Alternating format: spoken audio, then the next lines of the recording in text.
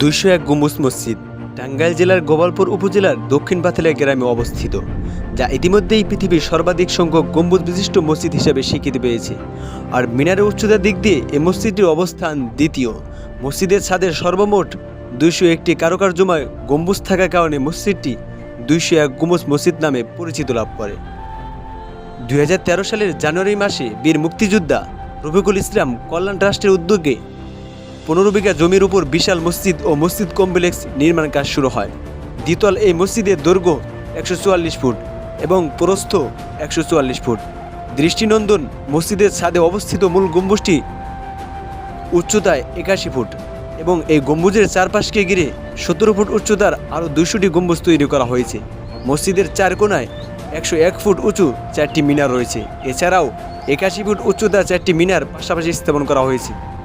আর মসজিদের পাশে মূল মিনারটি নির্মাণ করা হয়েছে, যার উচ্চতা 451 ফুট। 201 গম্বুজ মসজিদে একসঙ্গে প্রায় 15,000 মুসল্লির নামাজ আদায়ের সুযোগ রয়েছে।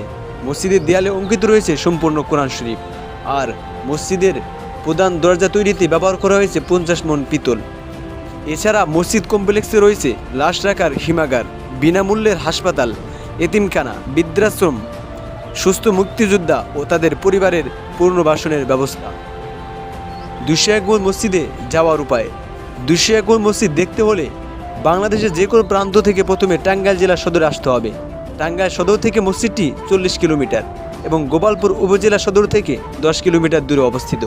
টাঙ্গাইল থেকে বাসে বা সিএনজিতে করে গোপালপুর উপজেলায় এসে অটো বা সিএনজি ভাড়া নিয়ে সহজেই 201 গম্বুজ মসজিদ যেতে পারবেন।